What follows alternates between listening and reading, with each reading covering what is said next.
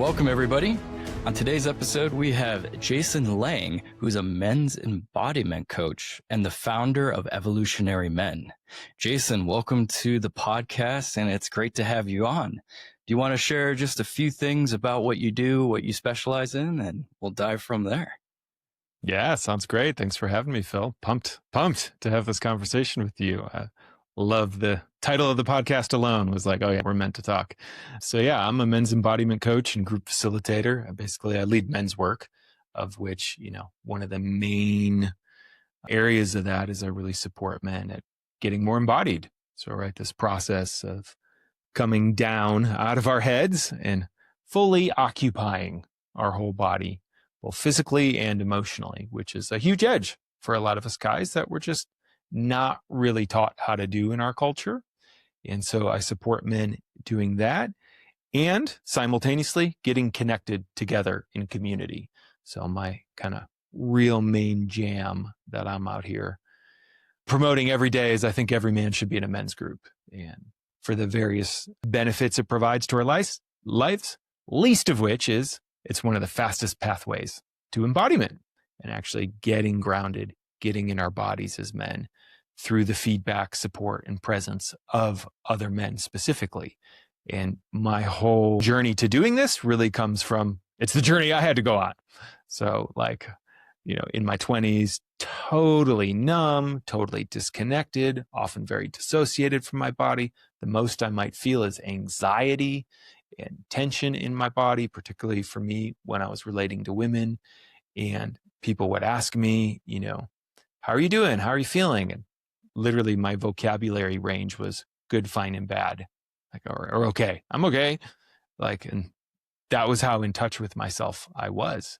And so my journey to becoming more embodied, to getting and creating the things I want in life, really went through men's work and men's groups as the thing that moved the needle, really more than anything else. So I'm just incredibly passionate these days about getting other men connected to each other because it's the fastest way to grow, perform better, become a better leader, become a better lover, and just get physically healthier as well. Perfect. No, thank you for that intro. That was fantastic. Speaking more into the way I know for myself too, and other men I've connected with and the communities as well developed, it does. Yeah, we do start with a lot of logic-based thinking. It's not that's an issue in itself, but it's when it's the only thing that we rely upon. And, coming down from the head to more into what we feel here and becoming a bit more congruent within ourselves in that process. I was hoping actually one thing I was really curious about was some of the things that initiated you into getting into that and what really was maybe some of the first couple of key elements as you stated with some of the communities, but I was hoping you could dive a little bit more into that. What got you to from here to here? I mean, there's a very specific trajectory for me of, for better or worse right now. I've worked with, nearly 1,000 men at this point. What gets men to come do work and transform is they're in some kind of pain, right? And they want to feel differently. And so the main pain I was in as a teenager going into my 20s was I could not connect with women. I was terrified to connect with women. My body would tense up, freeze up. I wouldn't know what to say. I was terrified of initiating physical contact or connection. Didn't know how to share my feelings or what was going on inside me, and was really just often stuck ruminating. I often call it and teach my guys, I was a dude who had what I call super crushes, right? Where I'd become super obsessive about a woman, but I would never even talk to her. And then if I did, I would totally freeze up. And so point to that was as I progressed into my teenage years, my friends started having relationships and experiences, and I didn't. And that was really painful for me. And I couldn't figure out why I couldn't move the needle here. Why is this so hard for me? And then the longer and older I got, the more stressful it became, because then I started to feel the shame of being a man who was still a virgin, had never kissed a girl, and And it built and built and built all the way. I kissed a girl in college, but not really much past that for many, many years. But simultaneously, I started to realize, both through my connections with other men, I was meeting male friends at that time, and I noticed like, oh, hey, it's really interesting. They like horseplay. They wrestle with each other. They touch each other, right? And it just was not in my nervous system. Like it was not somewhere I went. And so this began a process of me uncovering like, okay, whoa, why am I different? Like what's going on here? And that started an inner growth journey for me of like, okay, it doesn't feel good to be in my body, constantly depressed and ruminating. I can't create a relationship. There's got to be a better way than this. And that pathway took me into men's work, men's groups, and kind of somatic therapy, where I started to get a sense of what happened for me, and two parts to move this forward. So at one point, I was working for a company that supported mental health at the time. And so they're like, yeah, you get free therapy, sign up, da, da, da. I went and saw a therapist for like a year. And it was useful in a sense, like I kind of talked about things.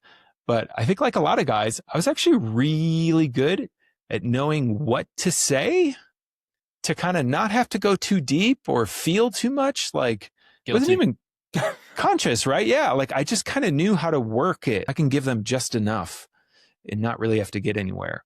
And so it was a useful exercise in some sense, but it wasn't really moving the needle for me, like I said. And then I got into my first real men's group, and we had a guest facilitator come in, this older man in his 60s at the time, and he led somatic work. And so I'm in a circle with him, and it comes to my turn, so to speak, which just means he puts the attention on me. And within about 4 minutes, I was on my back on the ground. My hands were literally up in the air.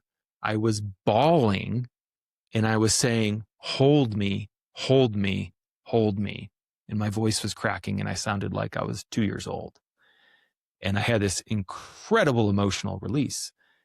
And I got up from that, and I was like, what the fuck was that? I've never felt anything like that. I was a buttoned up emotional guy. I couldn't cry. I didn't get angry. I didn't any of that. I was so numb. And that started to connect me to, and he was the first man that ever sat me down. And he said, as he got to know me, my story a little bit, he's like, you come from a family of neglect, and neglect is a form of abuse. And there was no touch in my household. There was no emotional connection. And it wasn't like a malevolent thing in my instance. And this is where I work with so many guys now, start talking to them about their past. And they're like, well, I had a pretty good childhood. And dude, as soon as I hear that now, I'm like, ding, ding, ding. Okay, we got to go deeper, because that's like the biggest red flag for me. Yeah. And that, again, it's often like we feel loyalties to our parents, conscious, or like they were doing the best they could.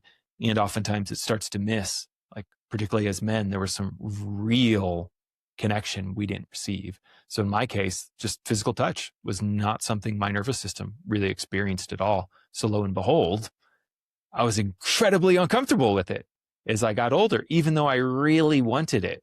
So what happened, what I started to connect the dots with, is every time I'd be around a woman as a teenage and then 20-year-old man, there was a little baby inside of me who was so desperate to be touched that it overrode all of the adultness inside of me. I really want this thing, and I'm terrified of it. So my body would freeze.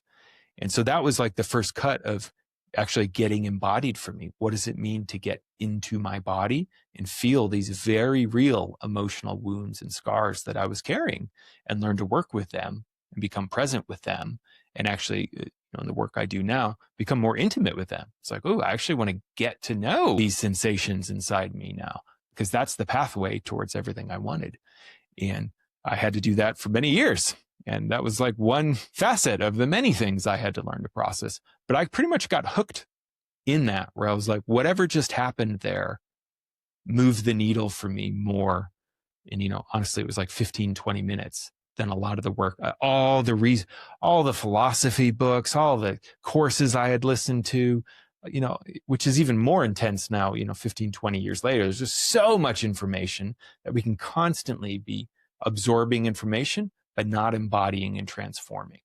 And so this man, which is now a large part of what I do, slowed me down and connected me to my nervous system and created a safe space where I was actually able to feel and become conscious of what was going on inside me. And then lo and behold, as I got more comfortable being in my body, got more comfortable with touch, things started to change. And I got into my first relationship. I had sex the first time. Like it all just kind of tumbled downstream from there of starting to move the needle on these first pieces of embodiment. And then it just became very clear as I got onto the path. I was like, wow, I spend a lot of time in my head ruminating, like a lot of time in my head. And the more I became conscious of that, the more I realized it's not that it's good or bad. It's just rarely productive, right? It rarely actually helped me create more of what I wanted in life. And what I found is, as I got into more embodiment practices, weight training, like, there's countless versions of this, and felt more comfortable in my body, people started to have a different experience of me and they liked it. And I got feedback. They liked being in my presence, right? And in a way that I liked being in the presence of some of these older men I had experienced in my first men's groups. And that's where all this started to connect in my mind. It was like, oh, this is one of the great gifts we can get in community is, we can talk about embodiment, but the fastest way often, particularly for men, to get a sense of what it is to spend time around a man in person who is deeper and more embodied than them. And then there's an actual transmission we feel in our nervous system of, I actually feel more present and grounded myself when I'm around this person who's present and grounded, right? And it starts to kind of create this chain reaction. And so for me, it was like, okay, whatever just happened in this community with these guys, I want more of that. And I just went off and kept doing it for, decades at this point.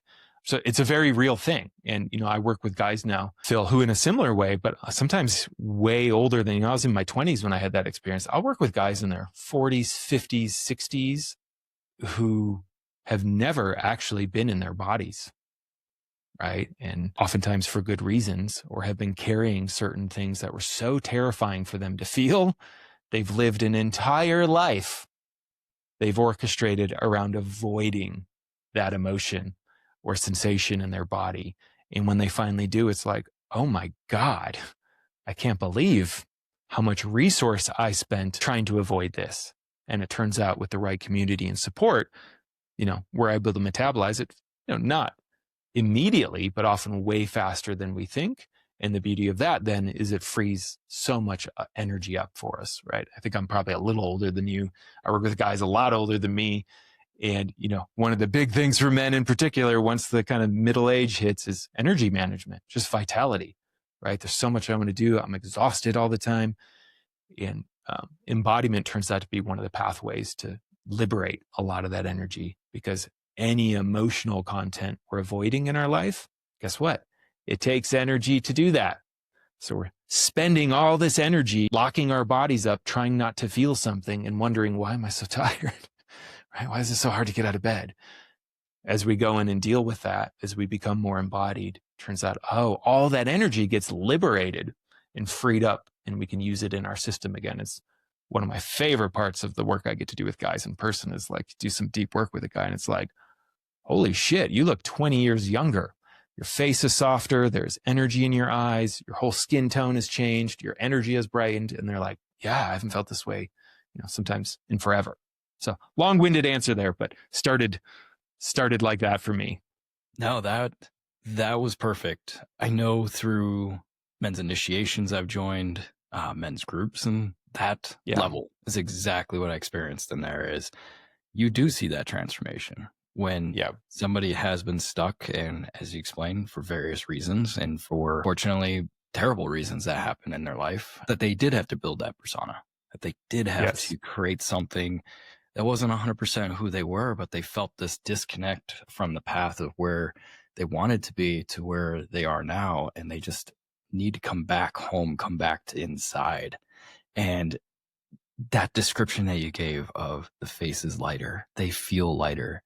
It's just like all of a sudden this weight, like everything just shifted down. That is exactly what it looked like. So confirming a lot of that element of seeing a man who stays in their head versus somebody who actually is able to even just touch their heart, touch a little bit more deeper inside, and may become more aware of what's happening there. Completely. And, one of my big programs I do is around dating and relationships, and I work with a female coach in that. And she's always blown men's minds when she talks about the experience of, it's not that all women have the language for this, but you can usually tease it out of women. And some women, who are trained do have the language of, I actually walk around and most men I meet, I can only feel from the neck up. Like it's that visceral oftentimes to feminine nervous systems. And even for us guys, as we become more sensitive, it's like, oh yeah, that guy is like, his energy is right here. Don't feel it here. And I definitely don't feel it down in his balls. And then we can start to do some work, right? And where you can actually circulate that. And often it is the process, right, of coming down. And it's right there in your podcast, right? Getting grounded, feeling connected all the way down in our body and beyond, right? Where the deepest masculine presence really is, can we get grounded into the earth and the timeless, where there's like an incredible stillness and settling that as we get into it, people are like moths to the flame to it. I'm just like, that feels really good and relaxing to be around, and it creates trust. Our relationships get better. We get more work. People pay us more money. Like, there are massive downstream consequences to getting embodied in these ways. And, a lot of guys have high amounts of skepticism, right? Because, male culture in particular, therapy's just for if you're broken or weak. And, I usually come at guys where I'm like, well, do you only go to the gym when you're injured? And they're like, no, I go to the gym to get stronger. And it's like, coaching, men's work, therapy, it's the exact same thing, but for your emotional and mental body, and sometimes physical body in a sense, where we do that to actually build more capacity there. And there is so much research now for kind of the more rational, skeptical guys that I often get of, I'm sure you've probably talked about the vagus nerve, right? The big nerve bundle that connects our brain basically to our body. It's kind of its main job. And if we think of that as a information highway between the two, right? And there's two lanes of traffic. There's body to brain and there's brain to body. They have research now, right? That really only 20% of the bandwidth of this central column in our whole bodies is brain to body. 80% of the traffic is body to brain. So if you're a man who wants to be an effective leader and effective in sports or some kind of performance, and you're not fully in your body, you're missing out on 80% of the available information you need to make smart choices in the moment and lead effectively. And it's that simple. And men start to get it. Our culture talks about, I had this gut feeling and gut sense. And it turns out there's a lot of actual data to that, right? They've run experiments about the neurons in the gut, the neurons around the heart, the sense that, kind of more hard to listen to, but there's this one pocket of research where they would interview people about what was happening in their bodies right before some kind of tragedy, like a big accident, or they opened a door and somebody, attacked them or something. And almost all of them in retrospect can say, ooh, I actually had a spider sense tingle inside me, but I overrode it with my head. And that learning to trust that is incredibly valuable and important, and really one of the many offshoots of this embodiment that we're talking about. Yeah. And I can confer with that. That's absolutely something I've learned in, past decade that I've been working on things like this and myself, and last few years of coaching, is to trust that intuition, whether it's a situation I've been in that seems skeptical. I'm like, no, we need to get out of here. And it has proven right time after time. That something maybe not like tragic or horrible happened, but just something a little off did happen. And then also even in coaching, that intuition you have to use, that gut feel. I'm like, let's 100%. Go for this route and take a little bit of a journey here. And it actually turns out, it was pretty close, if not 100%, right where that they're like, oh, totally. Yes, that. But I wanted to bring something up too that was circulating in my head here, was the initiatory side of getting into the embodiment, and why there could be a layer, or there is, I shouldn't say could be, there is a layer of fear or shame that is cutting that off. And for me, and I know in my experience doing the initiation work several years ago and feeling this true embodiment start, was there was a thick layer of anger that I was afraid to touch, because I always assumed and grew up with, in the community, the world, the society, showing anger was wrong, especially because it's associated with rage and abuse and all these other things. And it's not true. It's not true. Sure, there are only unhealthy, disconnected people will rage and will go into that level of true horrible things, and other things too that can factor in, of course. But to touch anger, to touch that in a man, has been disassociated so much in society to say, don't be angry. Don't ever just yell or shout or do this or that. Just even with other men, where it would be a safe place to do so, to show that anger. And I was always afraid to show that anger until I went through that initiatory place. And in front of a group of like 20 men, I showed anger. And they're like, okay, what do you want to do next? I was like, I want to wrestle. And I wrestled again. And it was just like, I just wanted to get this anger out. And there was so much underneath that was revealed of where that was coming in within me and held within me. And once I was able to break that initiatory barrier, initial phase was probably more anger, but now I express it in a more healthier way when I need to. There are certain outlets, there are places that I'm like, oh, I see this coming up. But that initiatory shell that was there had to be broken. It had to be gone through. And I think there's a lot of fear and shame associated with what's underneath and getting through this shell and coming to realization of what's actually there. And a quote I have from somebody in my life was, the fear of going through that shame, going through that hurt, that heartache, that loss, or whatever it might be that's underneath that shell, just under it, has caused that to be protected, is actually what will kill us, is if we don't, that fear. But the heart and the soul are strong enough. You have to believe in them, that they will get you through. And when I did that and relaxed into that, did that break. So that's beautiful. Yeah. You know, we joke in some of the work, in men's work sometimes is, cracking. Like that man's ready to crack, which just means, sometimes how I put this, tying it back to family of origin, like you said, is it's not that sometimes we have malicious parents, but oftentimes it's not. It's just circumstances of culture and how families were raised and all this different stuff compresses that to survive as we're young, our nervous system has to make certain adaptations to protect us, right? I got to keep myself safe. And the journey of men's work and growth in a lot of ways is the very thing that protects us when we're young, prevents us from getting what we want as adults. So it keeps us safe when we're young, but it actually prevents us from accessing the deeper life and connection we want as adults. So there's this process we have to very delicately do of honoring that and learning to take the armor off, to actually crack to what's underneath, the real me that wasn't allowed to express anger or didn't feel safe bringing grief or fear or whatever that might be. So many different things for guys, and groups are so potent for that because often, like I said, when we're in the presence of someone else, the fastest way for a man, in my experience, to learn the difference and rewrite the narrative so many nice guys in particular that I work with have, that, oh, there's a huge difference between clean anger and aggression, is to actually see another man embody it. Wow, he is fully in his anger right now. And I feel him completely connected to his heart and actually feel safe with his anger, which for many guys, like, what the fuck is that? No.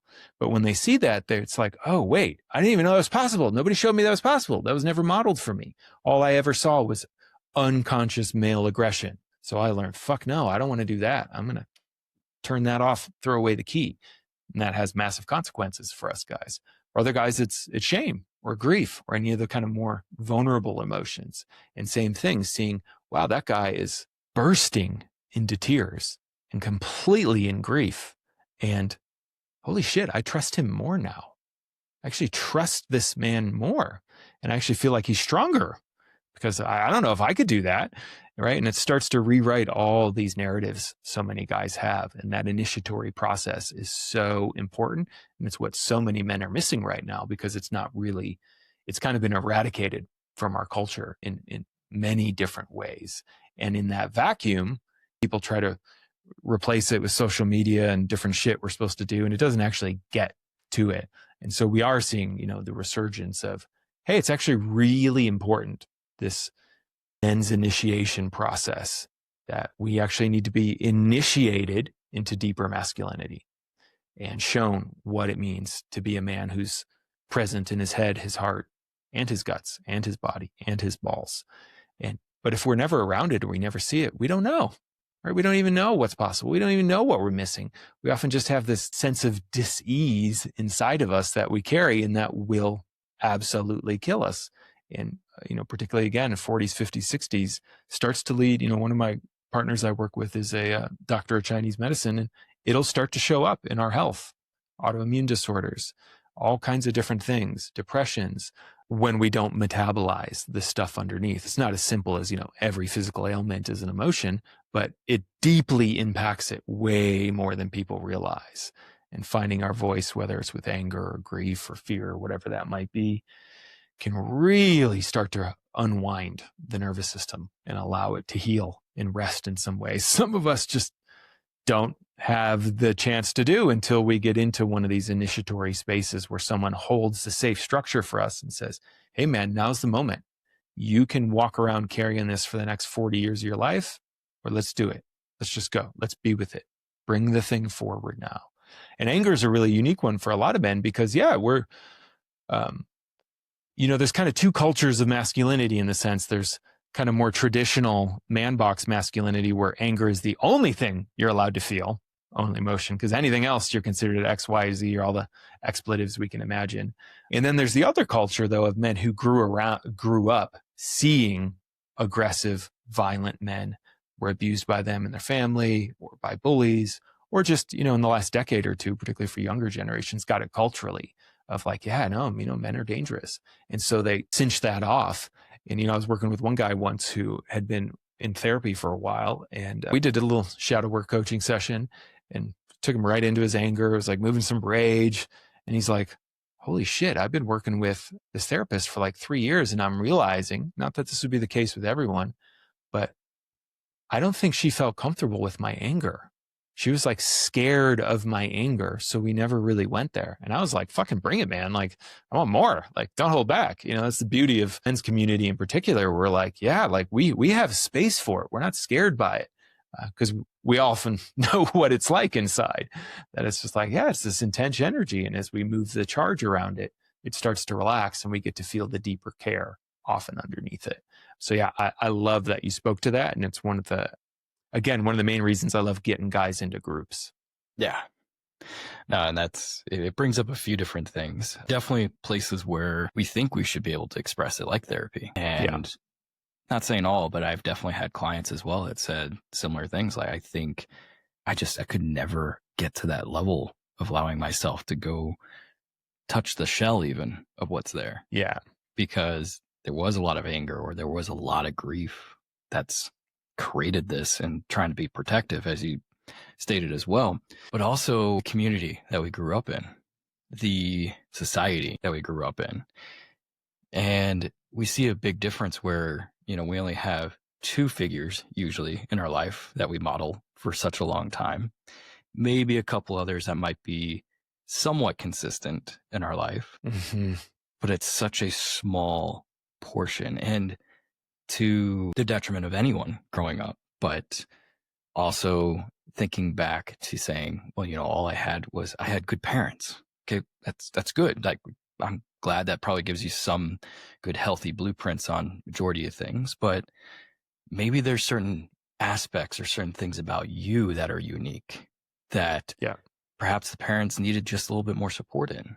I mean, thinking back, tribal days, we were all in one single area, very confined, and we could confide with many other people as part of the tribe, many other eyes upon us, other ears to listen to, and more wisdom and understanding of, no, you can show anger this way. You can show this in this healthy way, because they knew too from their own experience. So we had experiences of 40 to 100 people to get from versus now maybe two in our life, but with divorce rates being so high and other things, we have this very fragmented family system and Yeah. connections of hardcore rules, from whether it's societal rules, government, politics, to religion, all those things that try to compress us rather than open us. That's a great way to put it.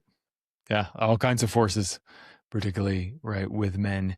And that, it's a loaded term in our world these days, but when we talk about the patriarchy, the thing a lot of people don't talk about is it actually hurts men as much as anyone else. Like starting from when we're very young boys. And, there's certain cultural differences throughout the world, but there's a lot that's the same, right? And we loosely constellate this stuff called the man box, right? This idea that, to be a man, you have to fit within this box and check off these different things. And if you don't, you're not considered a man. And, there's one research study I've referenced that they were like, okay, what's this about? And it's totally fascinating. Not saying it's right or wrong, but this is what is. So they polled both men and women. So they polled both men and women, and they asked them two questions. What marks the transition from a girl to becoming a woman? And what marks the transition from a boy becoming a man? And both men and women, when it came to girls, pointed to physiology, right? Her body changed, her cycle started, her breasts formed, right? They made it about the body, her physiology. Ask both men and women about boys? Nope. It's about how he's showing up in his life and in his community. He could be a fully physically mature man, but still be considered a boy because he hasn't taken responsibility or whatever that might be. So point being, how we even delineate these things are different. And for boys and men, there is this kind of cultural programming that is so important and that is layered on guys. And from a very young age, we get it, the kind of first wave men's work movement in the 90s with Robert Bly and those guys and Iron John, right? He talks a lot about this in Iron John. Like one of the big shifts that you were talking about is when the Industrial Revolution came. Used to be boys and girls were raised together till around, 8 or 9, little different cultures. But then there would be a point, an initiatory point, where the men would come and actually take the boys away from the women. So you're going to come work in the trades with us. You're going to work on the farm with us. You're going to spend time with older men and learn what it means to be a useful, productive member of our community, of how you deal with disagreement, of how you deal with X, Y, or Z. And when the Industrial Revolution hit, that kind of fell apart. Dads went away to the factory and eventually the office. So boys were left at home with more and more women. And then they created the industrial school system to go along with that. And it's changed a lot, but for a long time, it was mostly female teachers, right? So boys were being raised by women. And then just the nature of the schooling system as it is right now, and I see this all the time, right? What are you expected to do? Sit still, pay attention. What's one difference they have definitely seen in male bodies and female bodies? Male bodies need to move. They need to move. They are more kinetic, right? It's not that there's not going to be individual differences, but at a population level, males are more kinetic. And so from a young age in the schooling system, we're taught, hey, that urge to move in your body, that's wrong. Override it with your head. If you can't, you're a bad kid. You have ADHD. We got to put you on meds. And it snowballs this whole thing. Then we become adolescents and the pressure starts to come from our peers. Our bodies are developing at different times. We're kind of competing sexually. And we learn very quickly, I got to conform to fit in. Otherwise, I'm going to be ostracized or bullied a lot of times. It's changing again, but definitely back in the day. And so we learn, okay, what's happening inside me? Don't fucking share that. Act tough. Be cool. And then we get launched out into the workforce. What are men celebrated? Oh, he works 80, 90 hours a week. He's just like, he sleeps under his desk, right? What a man.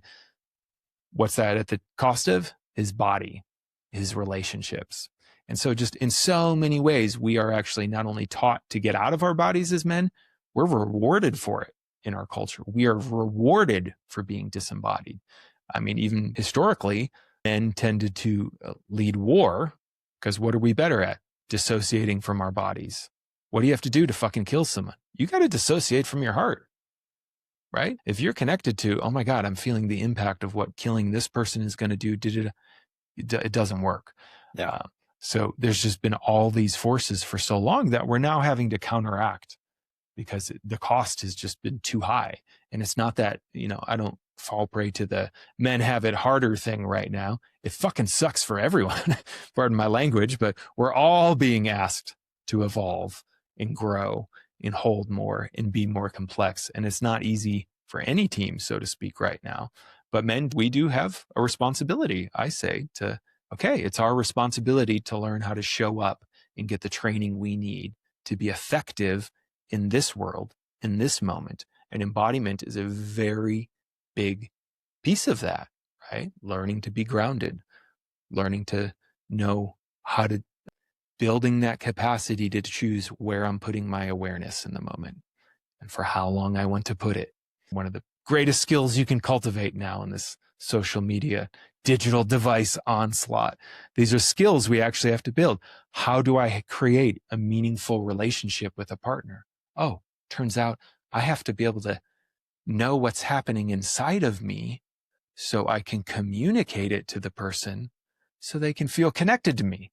A very simple skill I did not have in my life, never got modeled for me in my family. So intimacy, super hard for me at first. My wife jokes, she used to joke, sometimes talking to you is like talking to a wall. It's just like, just give me something back here. And I had to develop that capacity of, oh, actually, here's what's happening inside me. Yeah. I can share that now. And turns out people feel more connected to me when I can share that clearly. So, we're being asked to grow as men right now, and it's totally doable. It's totally possible. It can be really challenging. And, I also want to ding the bell. It's incredibly fun. I imagine as you've gotten into these experiences, at some point, it's like, what else would I rather do than be around men who are coming alive? Like, this is as good as it gets, right? So more and more of my life is just oriented towards that. Yeah. And, you bring up something very interesting, and it's related to a lot of what we talked about was that container and coming back. So, for instance, when you said somebody coming back from war and not having a container to share, I just killed somebody or I just witnessed this horrific act and I don't have a container to come back to, or I don't have a place to share that. There was a study I read from one of Francis Weller's books about how, I think this was back from the Gulf War. They did a study on the Native American population who came back to their tribe and actually went through the things that the tribe had set up versus another population of men that did the regular therapy route. And they found that the men that came back, did therapy for several years, and all those types of things, like just those basic societal level type things that they were doing, they had a pretty high suicide rate. Men that took their own lives, or that their lives were falling apart, or that went to addictions, versus when they followed those who went back to the tribe and they went on vision quests, they did peyote, they got involved with their community. They literally had a container to go back to share their experiences and to bring out those experiences, like a vision quest that they went through, or anything that they did as part of that tribe, that community that they had that was saying, come back, share with us this experience. They said, I think the rate was less than 10% compared to like 60, 70% that fell on the other side. So massive difference. And I'm probably misquoting some parts of that study, but that was the level. I remember the magnitude of difference between the two populations, from having a community and a container to share and expose what's inside. And that applies to anything. And experiences I've had, experience it sounds like you've had, and create for those is to have this container for which men can say, fuck, I just went through a hard time. I lost my job even. That's a significant thing, more than most men realize too, is the loss of something, even if it's not just a person. The loss of, I just became a father. I lost my, who would just be freedom. It's a beautiful thing, transition, but there's still a loss. And, when it's contained inside and not shared within a bigger container, a bigger place to have more ears and eyes upon, there's a certain development inside that creates that shell that hardens it and solidifies more instead of making things fluid. So yeah, the containers are another way to kind of frame that. And then part of rites of passage work is another version of this, is ritual and ceremony for transitions, right? One of the challenges we face now, and, in a sense, one of the ways culturally we're often disembodied is being disconnected from the environment, from the planet, right? From the actual biosphere, in a sense. And one of the ramifications of that is, in a way, I'm in Colorado and, there's different ways, but we're not connected to the seasons in the same way, right? We can have heat at night, lights all the time. We can be in this timeless place all the time.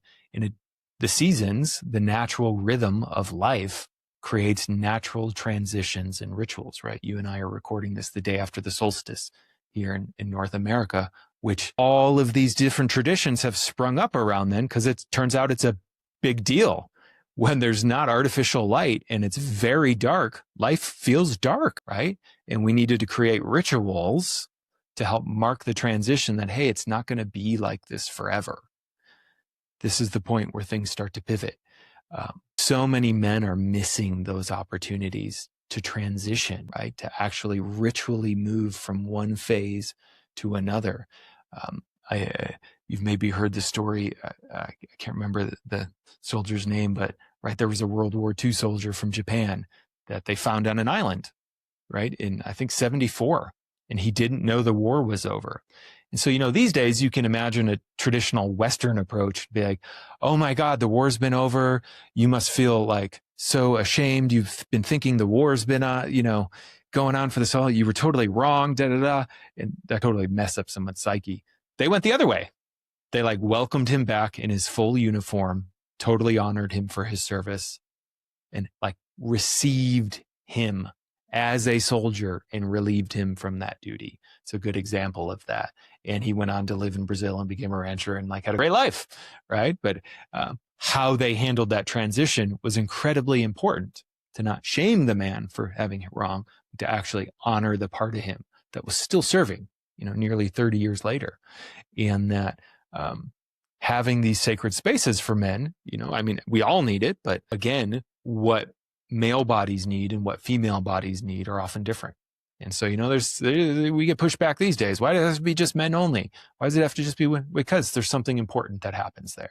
And we need co-ed spaces where anyone of any gender identity, sexual preference, whatever can part of as well. But we need all of them, right? For a lot of men, there's a deep healing I see in men's groups when they're around men who have been raised as men in a culture of the man box. And, I see this all the fucking time where a man's like, yeah, it's hard for me to share this, but there's been a number of times in my life I've thought about just checking out. I was like, fuck, I can't do this anymore. And then another man who just sits there, puts his arm around him. He's like, yeah, I've been there. And that's it. I totally get it. Yeah. And the relaxation in that man's nervous system is like, oh my God, you do get it. I'm not alone. And that's one of those things that can just happen in these different spaces where we do create space for, just men and just women. Everyone else in some sense deserves those spaces too. But yeah, having these initiatory rites of passage, these places, it's so key. And particularly for young boys, the becoming men thing, it's just not there. But even like you said, when I became a father for the first time, I'm a men's group junkie. So I got a couple different groups, and we discovered my daughter was deaf about a month into her life and all this intensity. And I was so thankful that I had older men around me, many of whom were actually on the sunset side of raising kids, their kids were kind of launched, having that connection to them. And not that they had the same exact situations, but here's my version of that. I remember how stressful that is. Here's how I handled it. Here's how I supported my kid. Here's how I supported my wife. Here's what I wish I had done differently.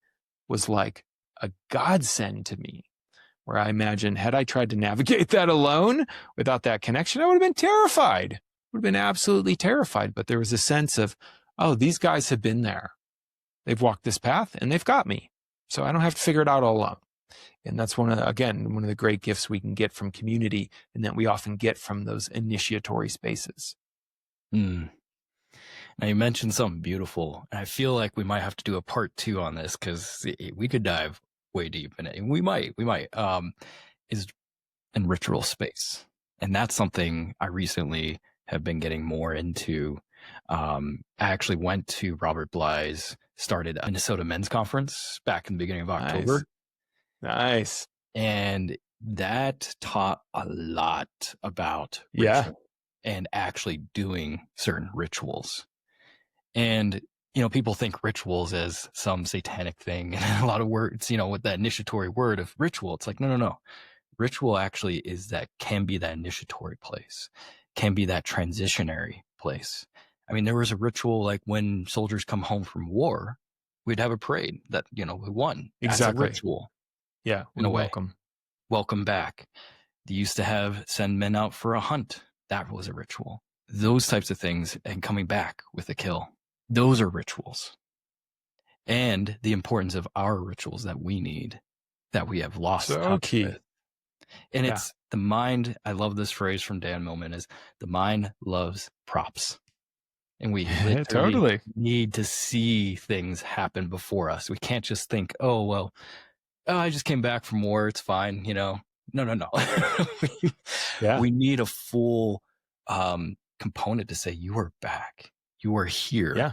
And that applies to so many parts. Or you're becoming a man, that ritual. Like in even religious contexts. Bar mitzvahs is a ritual. Incredibly important one. And again, a lot of what has been kind of eradicated in our culture.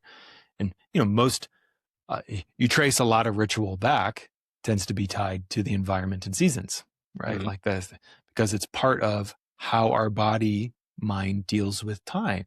And that cycles are completing and things start over.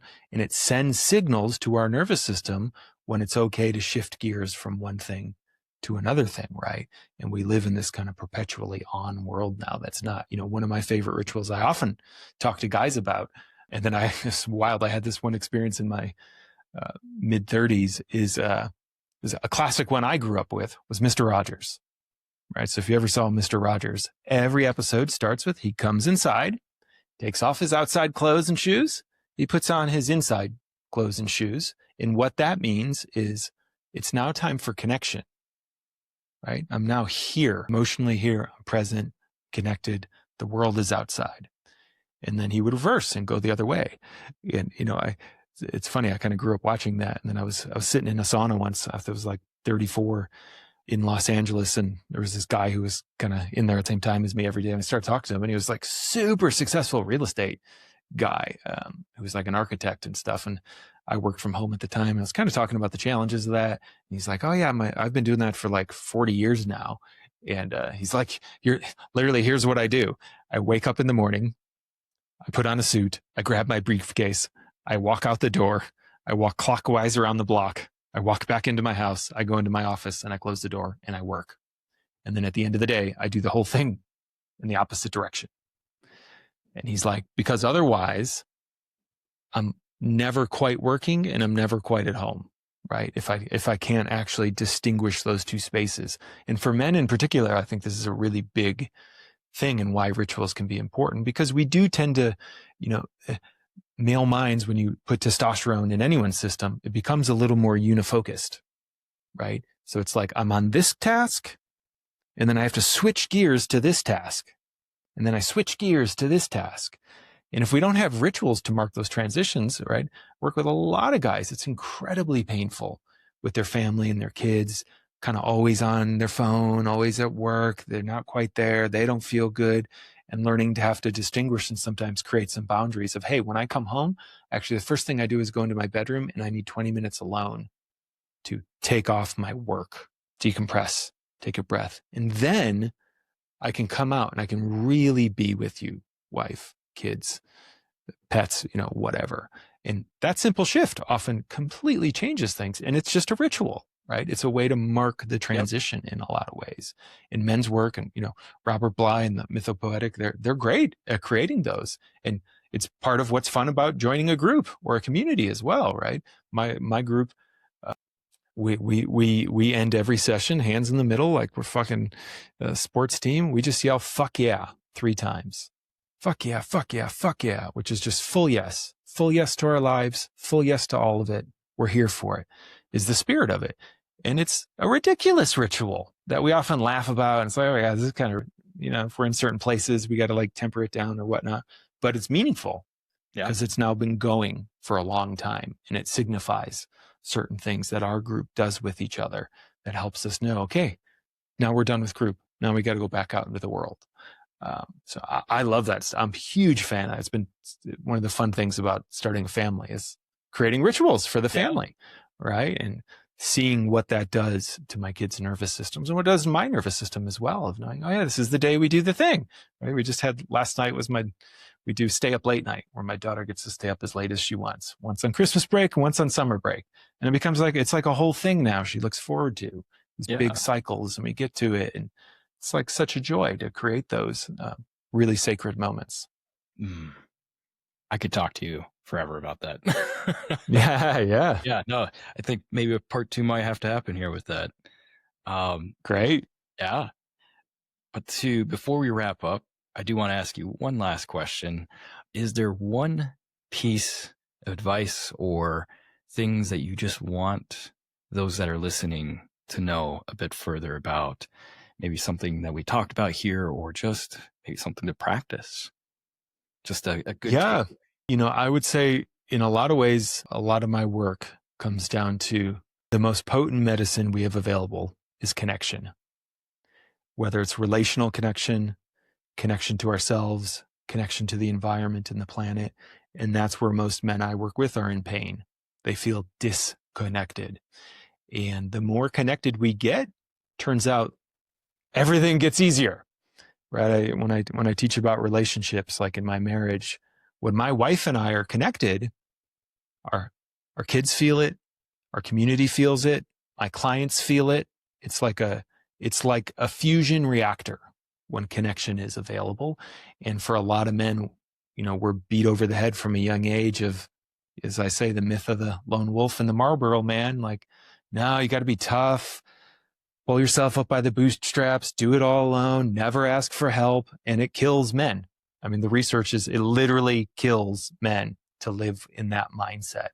And so if you're a man out there, just know that you can start like immediately reaching for connection. And life doesn't get easier, as I say, but it gets a lot better. You have so much more capacity to meet the stress of life that's going to be there no matter what. So you might as well get as resourced as you can around it. And men's groups, men's work, rituals, initiations, all of this stuff we're talking about is one of the fastest ways to get connected. And just at a nervous system level, what happens when we get connected? We downshift. So much more easy to become grounded, right? When we're connected. Beautifully stated. Beautifully stated. Well, thank you for your time today, Jason. How can those that are listening reach you?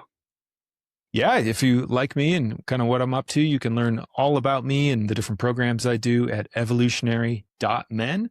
I've got a podcast on there. A lot of it's solo content, a couple of my partners, where I'm mainly just talking about shadow work, embodiment, and men's groups, just ad nauseum over and over and over again. So if you're interested in that kind of stuff, you'll find plenty of hours of entertainment there.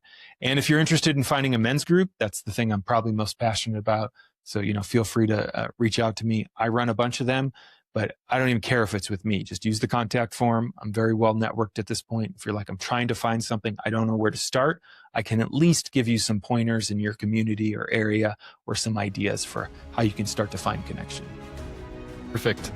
Well, thank you so much for your time today. It was a terrific discussion with you, and I enjoyed it thoroughly. So thank you so much, and thank you all for listening. So great to be here. Thank you, Phil. Thanks, Jason.